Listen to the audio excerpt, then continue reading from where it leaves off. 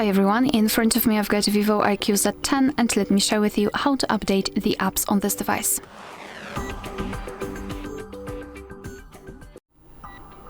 So first of all, make sure that you've got the internet connection, which is of course required to download something, and I highly recommend to use Wi-Fi instead of mobile data.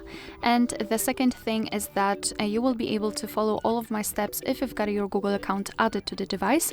You can do it right after entering the Play Store, simply log in, or you can check our tutorial how to add or remove a Google account in this device if you don't want to do it on your own.